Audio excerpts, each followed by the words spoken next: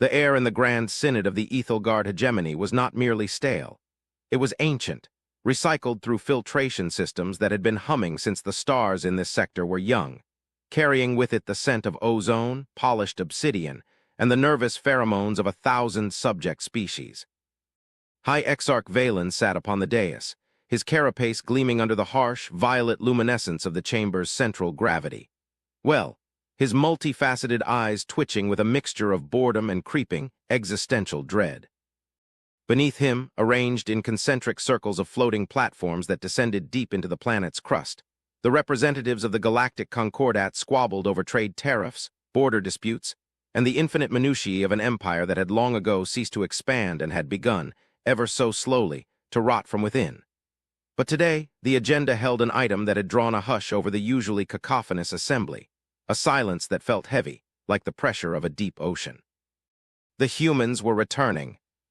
It had been 20 cycles, nearly 60 standard Terran years, since the hegemony had bestowed the gift upon the upstart species from the Orion arm. Valen remembered the decision clearly, for it had been his own calm, dismissive gesture that had sealed the fate of the Terran diplomatic mission. The humans, new to the galactic stage, eager and painfully naive, had petitioned the Ethelgard for faster-than-light drive technology that exceeded their primitive subspace hops. They had begged for energy shielding, for gravity manipulation, for a seat at the table of elder races. And Valen, seeing a species that bred too fast and thought too recklessly, had decided to humble them. He had ordered the release of the Ethel Core, a derelict hull class that had been decommissioned 3,000 years prior. It was not merely a trash ship. It was a technological dead end, a massive, unstable cruiser constructed around a singularity core that leaked lethal theta band radiation. The Ethelgard engineers had deemed it impossible to stabilize, a folly of a bygone era that killed its crews slowly and warped the space around it into navigational hazards. It was a poisoned chalice, a garbage scow disguised as a relic of power. "They should have died," whispered Minister Calith, hovering to Valen's right, her long, spindly fingers dancing over a holographic interface that displayed the edge of the system's sensor grid. Her voice was a dry rasp, betraying a fear that was unbecoming of her station. "The radiation alone should have sterilized their crew within a solar week. The gravitational shear of the core. It was intended to tear the hull apart if they attempted to activate it above 30% output. We gave them a tomb, Exarch. We gave them a coffin and told them it was a chariot."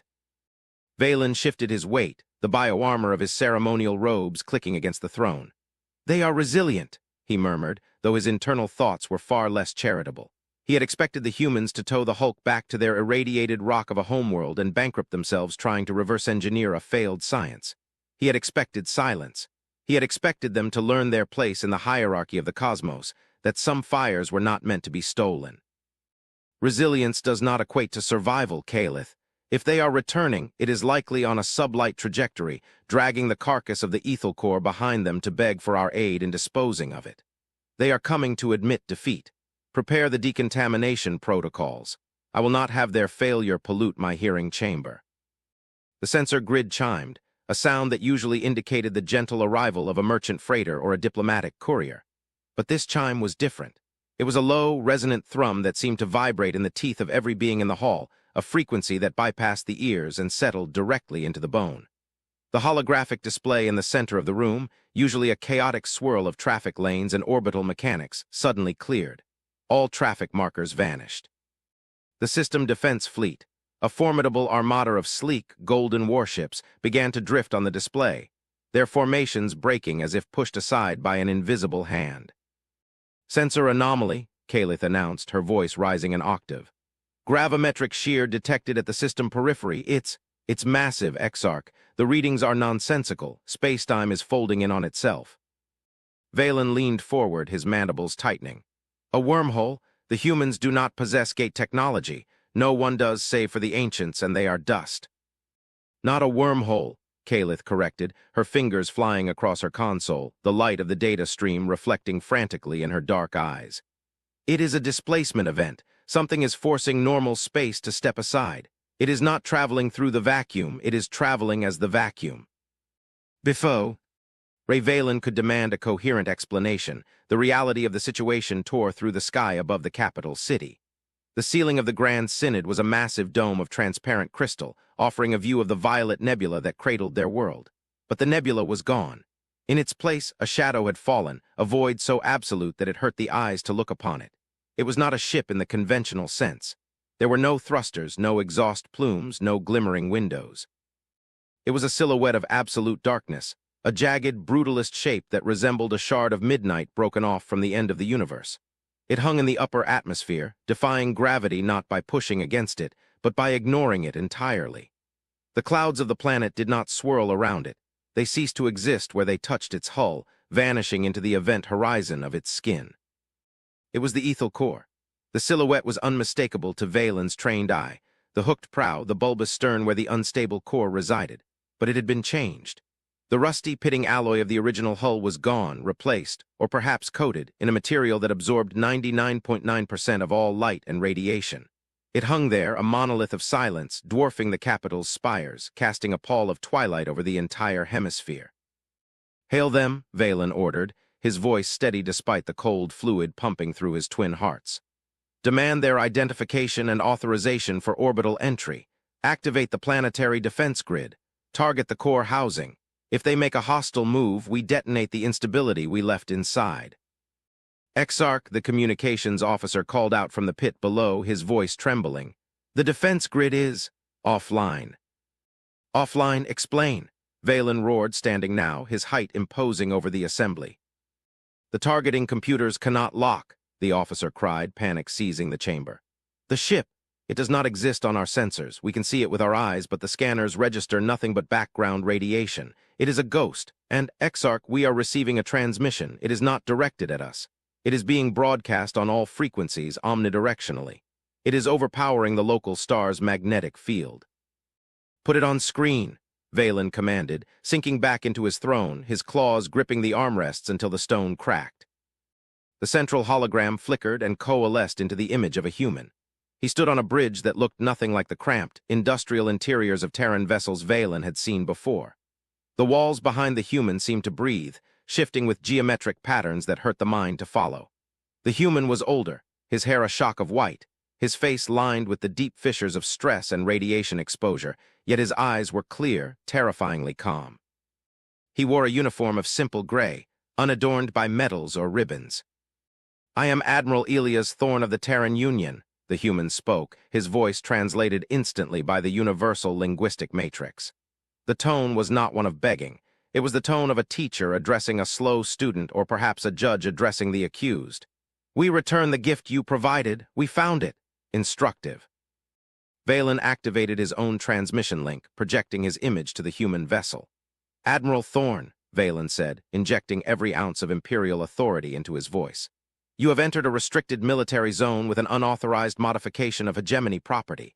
You are in violation of the Technological Containment Treaty.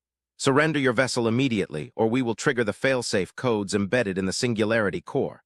We know the flaw in that drive, human. We built it." On the screen, Admiral Thorne did not flinch. A small, dry smile touched the corners of his mouth. "The flaw," he repeated, savoring the word. "You mean the dimensional leak, the cascading theta radiation? Yes, we found those. We lost 300 engineers in the first month trying to patch the hull. We lost another 1,000 to the sickness before we understood what you had given us." "Then you know it is a death trap," Valen sneered. "Surrender." "You misunderstood, High Exarch," Thorne said softly. "You saw a leak in the reactor and called it a failure. You saw radiation escaping the containment field and called it trash. We looked at it and saw a door. You were trying to contain the energy. We decided to let it out. We stopped fighting the instability and started guiding it. You gave us a broken engine. We turned it into an aperture." "An aperture?" Valen asked, confusion warring with his arrogance. "We do not require your permission to orbit," Thorne continued, ignoring the question. "We are not here to trade. We are here to demonstrate. We have modified the ethel core. It is no longer a cruiser. We call it the Event Horizon. And we invite the High Council to inspect the improvements. We believe you will find the results illuminating." The transmission cut. The dark shape in the sky remained, motionless, silent, a terrifying void in the heavens. The shuttle ride to the human vessel was the longest journey of Valen's life. He was accompanied by a delegation of his finest scientists, including Calith and a squad of Praetorian guards, their plasma lances humming with suppressed energy. As they approached the event horizon, the visual distortion became nauseating. The ship didn't reflect the stars, it bent them. The closer they got, the more Valen realized the surface of the ship was not metal at all. It was a skin of trapped gravity, a solidified field of force that held the vacuum at bay. They docked in a hangar bay that was vast and echoless. The airlock cycled with a hiss that sounded like a dying breath, and the inner doors slid open. Valen expected the rusted, leaking corridors of the original derelict. He expected darkness and the smell of oil. Instead, he stepped into a cathedral of light. The interior of the ship was white, pristine, and composed of a material that felt like polished bone. There were no seams, no rivets, no visible power conduits. The geometry was subtly wrong. Corridors seemed to stretch longer than the ship's exterior dimensions should allow. Admiral Thorne waited for them at the end of the entry ramp, flanked by two humans in heavy, sealed environmental suits. The humans carried no weapons, only data slates. "Welcome aboard," Thorne said, his voice echoing in the vast space. "Please keep your guards close if it makes you feel secure, but I assure you nothing here wishes you harm. The ship is particular about aggression." "Particular?" Valen scoffed, stepping onto the deck. "It is a machine, Admiral. Machines do not have feelings." "This is no longer a machine in the way you understand it," Thorne replied, turning to lead them deeper into the vessel. "When we analyzed the core you gave us, we realized that the singularity wasn't just a power source. It was a tear in the fabric of local reality. Your engineers tried to plug the hole with containment fields. We widened it. We built the ship around the tear, using the hull as a focusing lens. This ship doesn't move through space with engines. It pulls space towards it and steps through." Kalith let out a gasp, checking her scanner. "Exarch, the internal readings, the background radiation is 0, absolutely 0. That's impossible. Even deep space has cosmic background noise. This ship, it exists in a bubble of perfect entropy." Thorne nodded at the alien scientist. "Correct. To stabilize the core, we had to isolate the ship from the thermodynamic laws of the universe outside. Inside the hull, we determine the constants. Gravity, time, light, they are variable settings here." Valen felt a chill that had nothing to do with the temperature. "You play with forces you cannot comprehend, human. You are children lighting fires in a library." "We comprehend them well enough," Thorne said, stopping before a massive blast door. "You see, we didn't just fix the ship. We found out why the ancients built it this way. They weren't trying to build a warship. They were trying to build a lifeboat, and they failed because they were too afraid to let the core destabilize. They were afraid of what might come through." "And you were not?" Valen asked. "We were desperate," Thorne said simply. "You made sure of that. You isolated us, sanctioned us, and gave us a radioactive coffin. We had nothing to lose, so we opened the door." Thorne pressed his hand against the door. It dissolved, literally dissolved into mist, allowing them entry. Beyond lay the heart of the ship. The engineering deck was a cavernous space dominated by the core, but the core was no longer a spinning mechanical turbine. It was a sphere of suspended liquid light, pulsating with a rhythm that matched the beating of Valen's hearts. It hung in midair unsupported. Around it, human technicians worked at floating consoles that interfaced directly with their neural cortices. They didn't type, they thought, and the ship responded. "This is the singularity drive," Thorne gestured. "But we call it the anchor. It anchors us to this dimension while allowing us to interact with others." "Others," Valen whispered, staring at the mesmerizing light. "We found that the radiation leak was actually a transmission," Thorne explained. "Data, infinite streams of data pouring in from a layer of subspace you call unstable and a void. We deciphered it. It wasn't noise. It was a map." "A map to what?" Kalith asked, stepping closer, entranced. "To everything," Thorne said. "We can traverse the galaxy in seconds, but that's the small application, the weapon you fear. It's not a laser or a missile, it's displacement. We can target a hostile fleet and simply rotate them." "Rotate them?" Valen asked, confused. "Rotate them out of this dimension," Thorne said calmly. "Send them into the bulk, into T." He spaced between universes. They don't die, they just cease to be here. We can send a star into a pocket dimension. We can turn a black hole into a battery. The trash you gave us was the key to godhood, High Exarch, and you threw it away because it was leaking. The silence that followed was broken by the urgent chiming of Valen's personal communicator. He answered it, annoyed at the interruption of his terror. "Exarch," the voice of his fleet commander screamed over the link. Emergency priority, new contacts, thousands of them. They are dropping out of hyperspace at the zenith point. They are not human. They are. By the void, they are the Kyloth.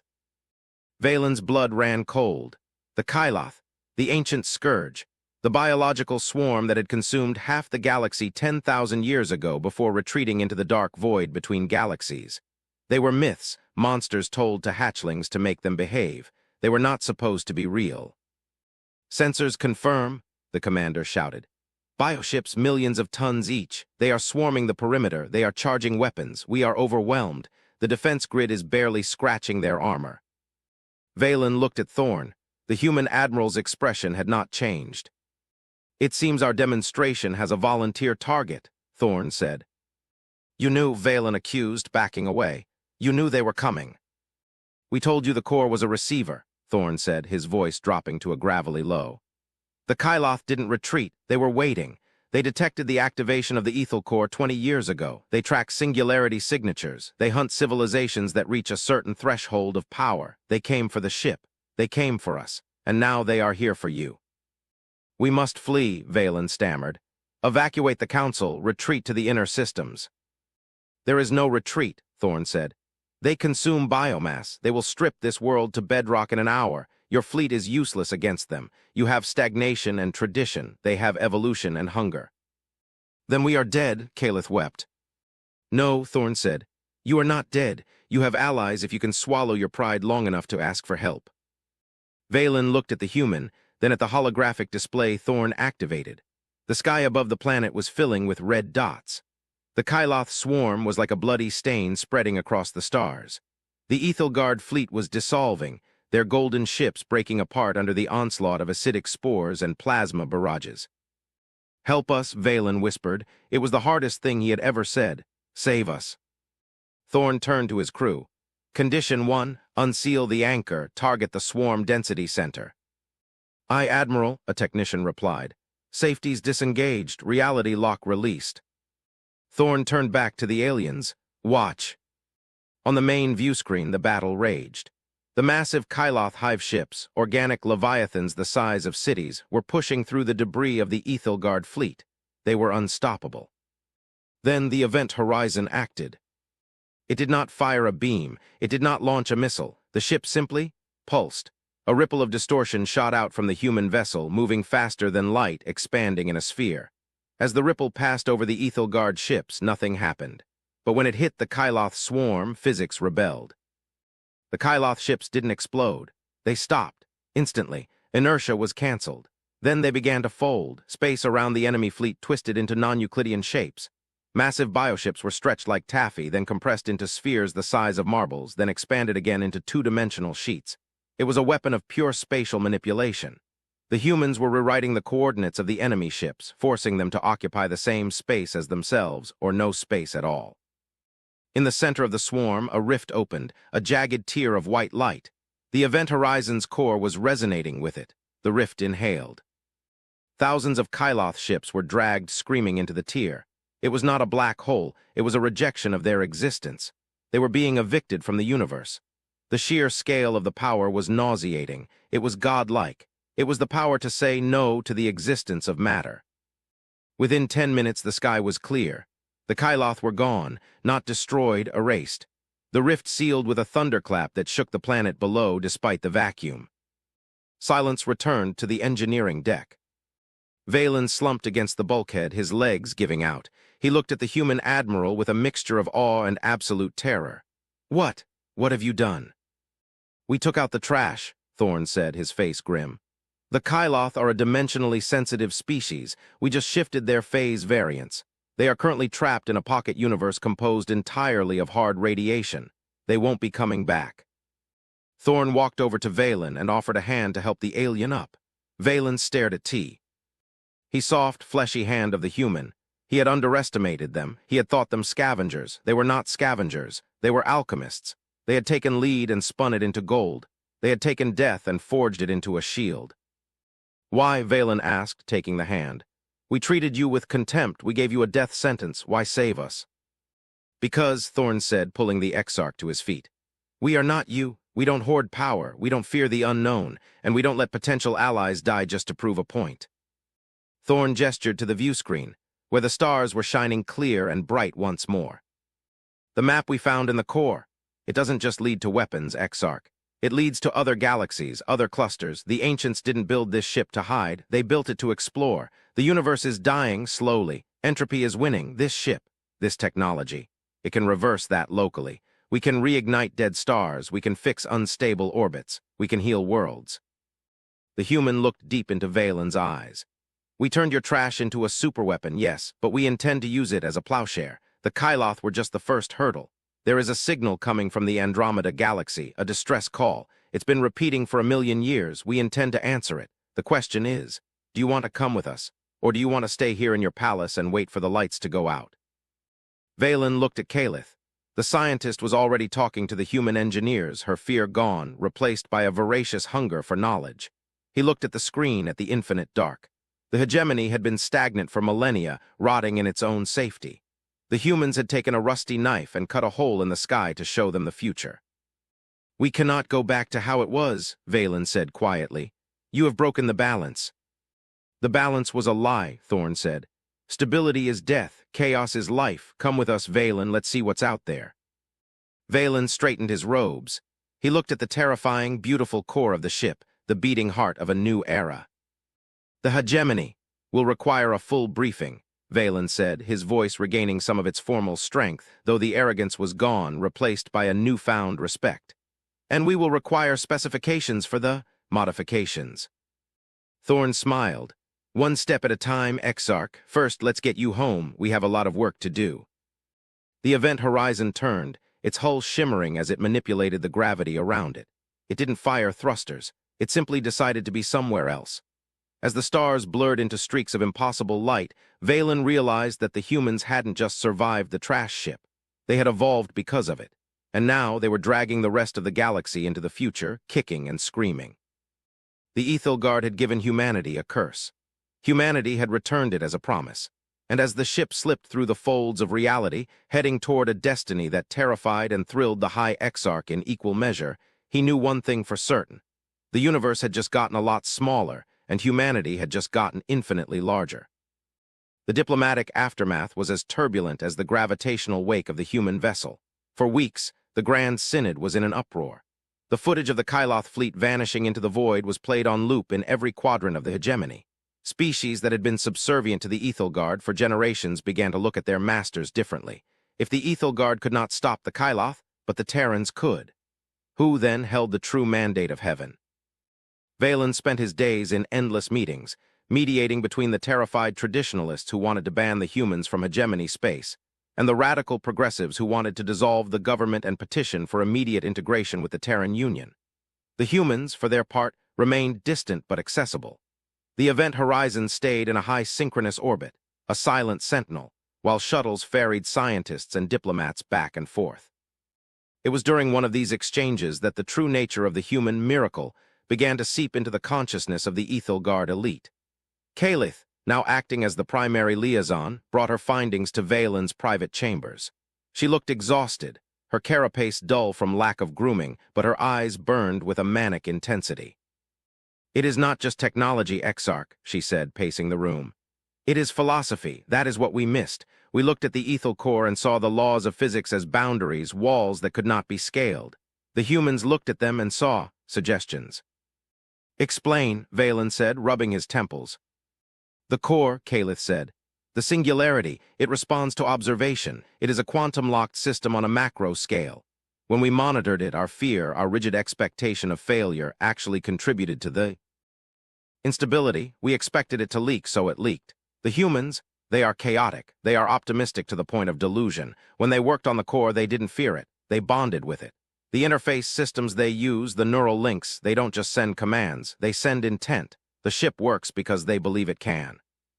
Valen stared at her. You are suggesting the ship runs on hope? No, Calith snapped. I am saying the ship runs on will. The ancients built it to respond to the collective psychic pressure of the crew. That is why it killed us. We are a species of order, of fear, of rigid hierarchy. Our minds are cold. The core needs heat. It needs the chaotic, burning, reckless passion that humans possess. They are the only species in the galaxy insane enough to pilot it. And the weapon, Valen asked.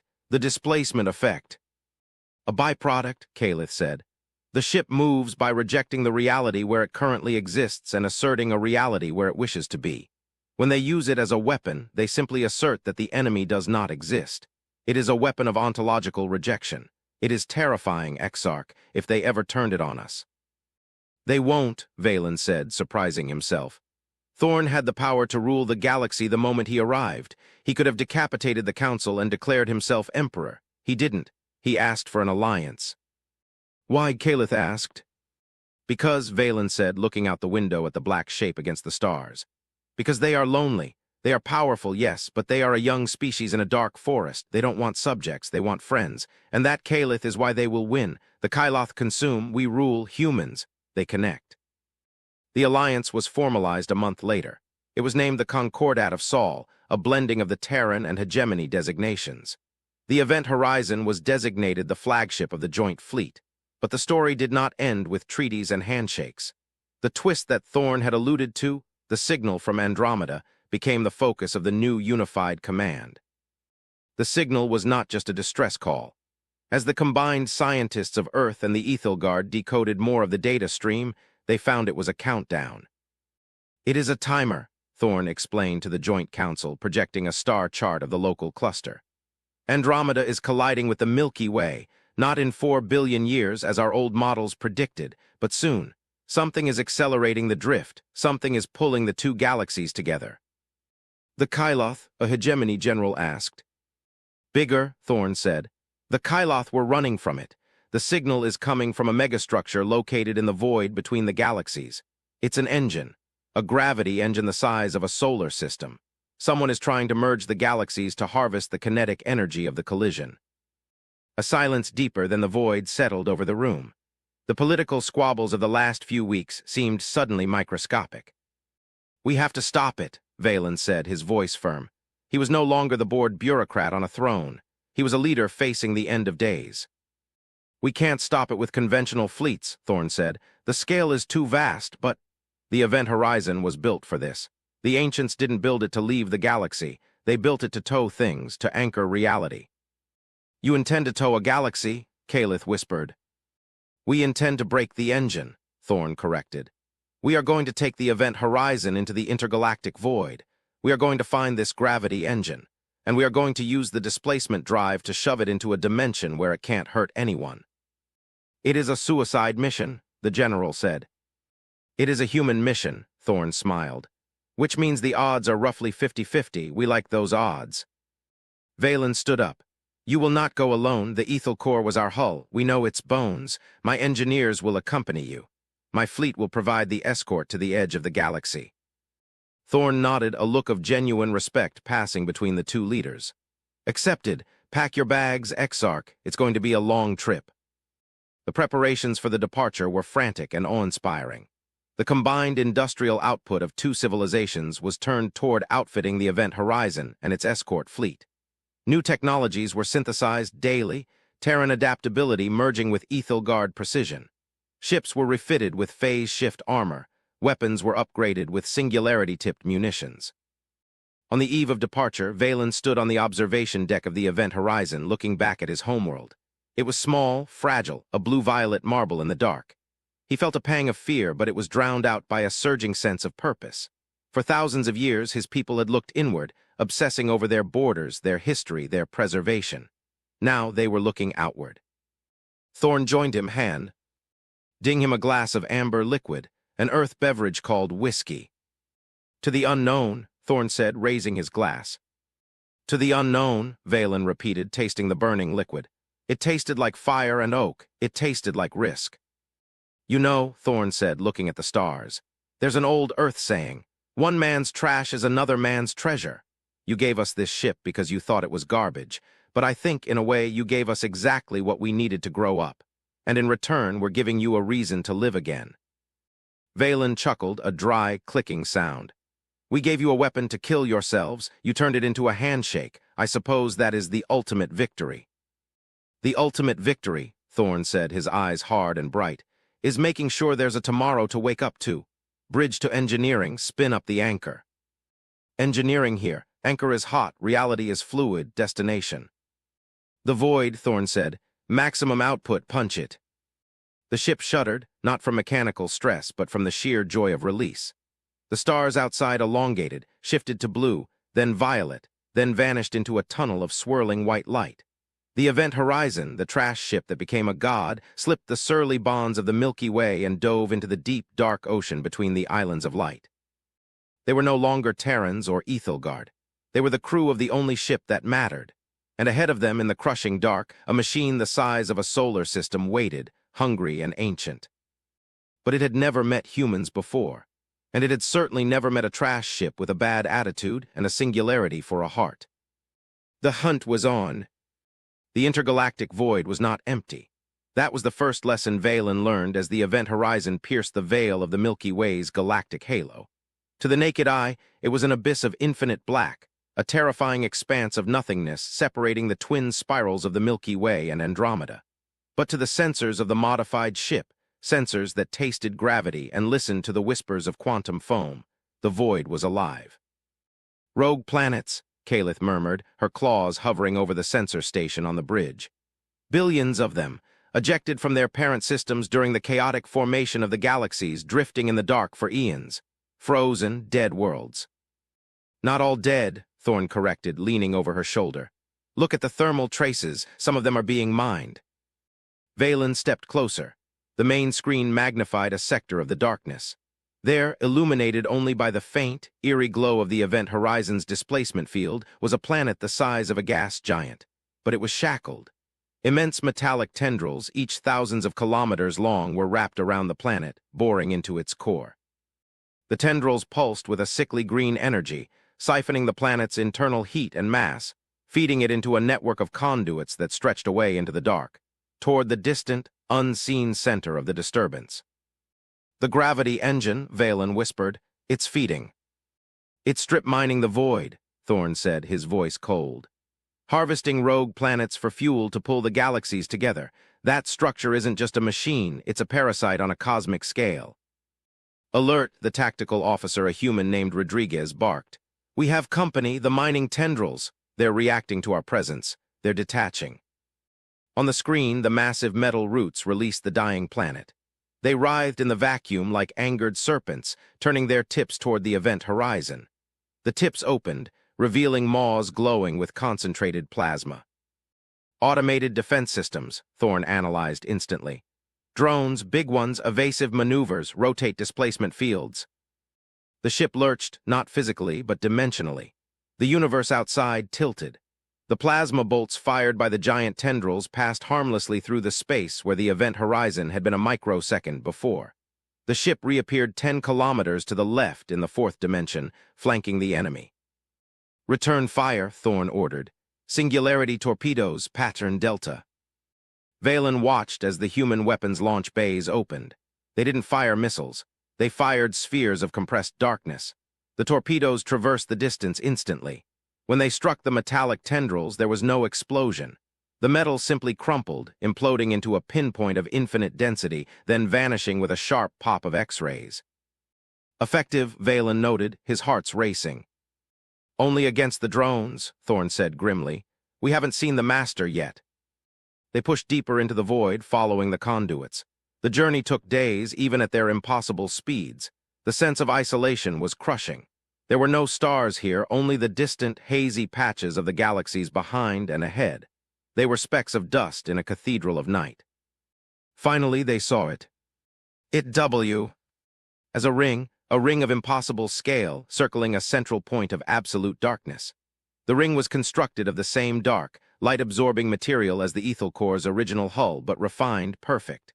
It was the diameter of a solar system. Inside the ring, trapped in a gravitational cage, was not a star, but a tear in the universe, a rift into a universe of pure kinetic energy. The ring was harnessing the energy of the rift, focusing it into tractor beams that latched onto the galaxies of Andromeda and the Milky Way, slowly reeling them in like fish on a line. And guarding it was a fleet, not the biological ships of the Kyloth, nor the sleek vessels of the Ethelgard. These were geometric shapes, cubes, pyramids, spheres, perfect mathematical forms that hummed with a cold, logical malice. The architects, Valen breathed. The myths of the precursors spoke of them, the ones who build the cages for the stars. They don't like visitors, Thorne said. All hands battle stations, this is it. The enemy fleet moved to intercept. There were thousands of them. The event horizon was a single ship, albeit a god-killer. We cannot fight them all, Valen said, analyzing the tactical plot. The mathematics are impossible. We will be overwhelmed by sheer volume of fire. We're not going to fight them, Thorne said, a dangerous glint in his eye. We're going to use the environment. There is no environment, Valen shouted. We are in a void. There's the engine, Thorne pointed to the massive ring. It's pulling the galaxies together with gravity, right? That means it's generating a massive gravitational well. Yes, and if we get too close, we will be crushed, Caleth warned. Or, Thorne said, we can surf it.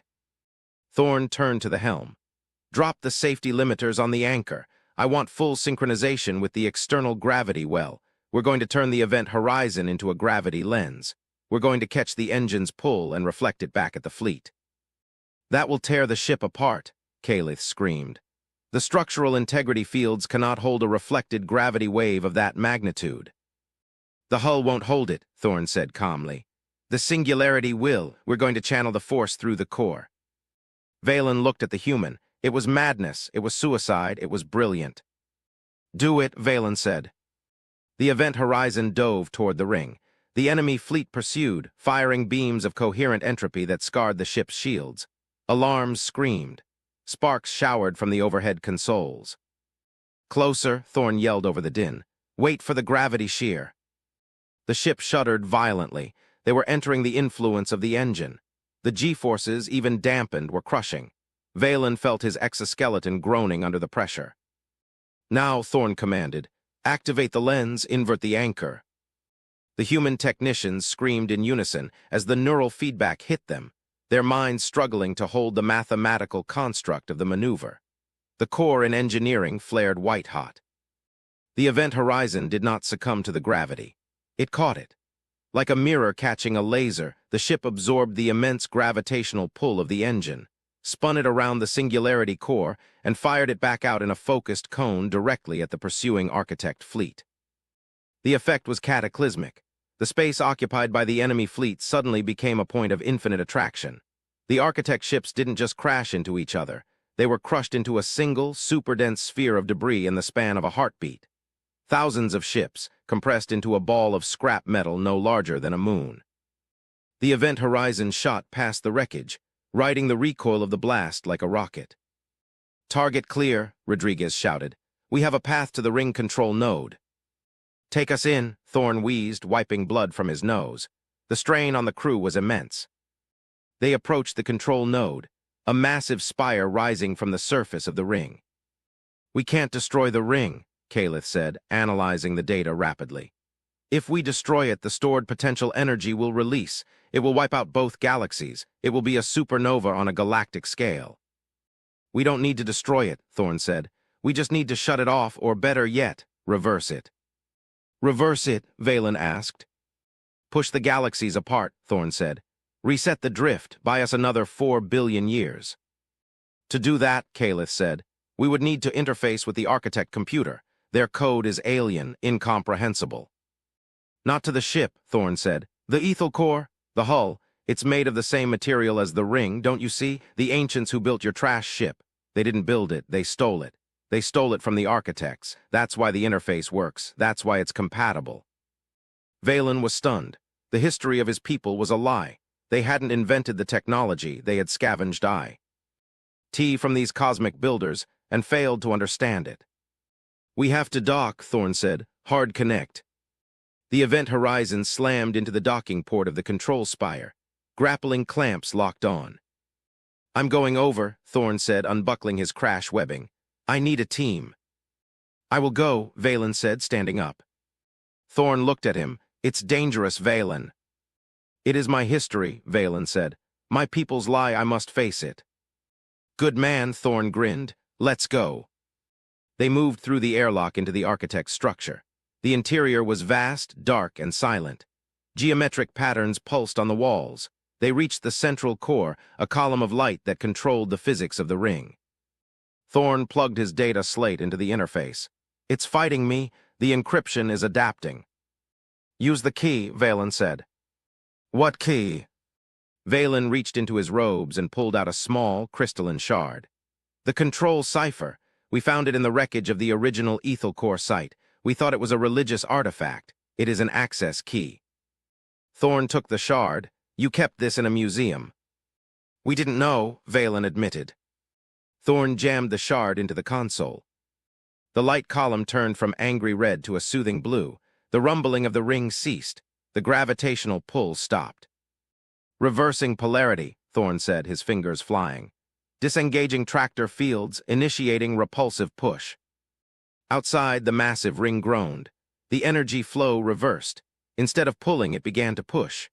A wave of gentle, cosmic pressure washed over the Milky Way and Andromeda, nudging them back into their safe orbits. It's working, Kaleth's voice came over the comms, breathless. The drift is stabilizing, you did it. Suddenly, the chamber turned red. A hologram materialized in the center of the room.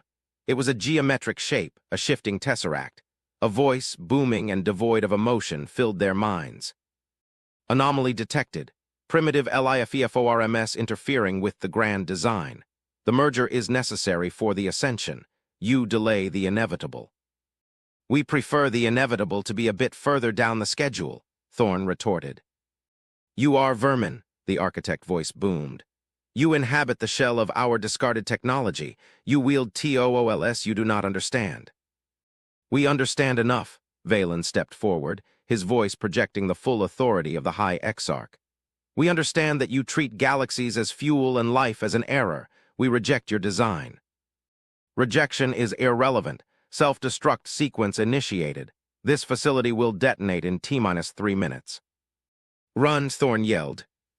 They sprinted back to the airlock. The station shook violently. Explosions began to ripple through the spire. They threw themselves into the event horizon. Detach, get us out of here, Thorn screamed as he hit the bridge. The ship tore away from the spire just as the control node erupted in a fireball of plasma. The ring began to collapse, its stability broken. Jump, Thorn ordered, anywhere but here. The event horizon spun up the anchor. The singularity flared. They vanished into the dimensional fold just as the ring imploded, creating a shockwave that would scour the void for light years. They re-emerged in the quiet space near the edge of the Milky Way. They were alive. The galaxies were safe. The bridge was silent for a long time. Then the cheering started. Humans and Ethelgard embraced, barriers of biology and culture forgotten in the rush of survival. Thorn sat in his command chair, looking exhausted. Valen stood beside him. We did it, Valen said. We actually did it. We bought time, Thorn said quietly. The architects are still out there. They won't stop. They'll build another engine or something worse. Then we will stop them again, Valen said. We have the event horizon, we have the alliance, and now we know what we are up against. Thorn smiled, closing his eyes. Not bad for a garbage scow, huh? No, Valen agreed. Not bad at all.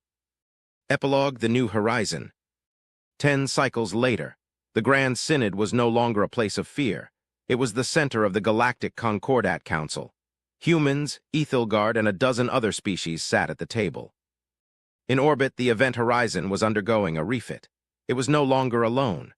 A new fleet was being built, ships based on its design, a fleet of silver and black, capable of diving into the void. Valen, now retired from the Exarchate, stood in a classroom on Earth, looking at a group of young students, human and alien alike.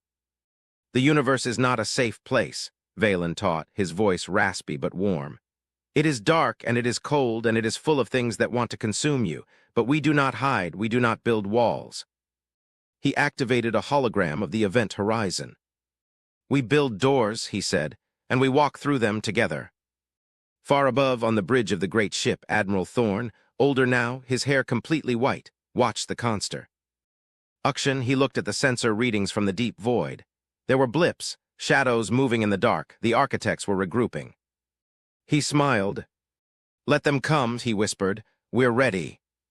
The trash ship that had been a curse was now the sword of the galaxy, and the hand that wielded it was no longer shaking. It was steady, it was united, and it was waiting to turn the page to the next chapter of the impossible.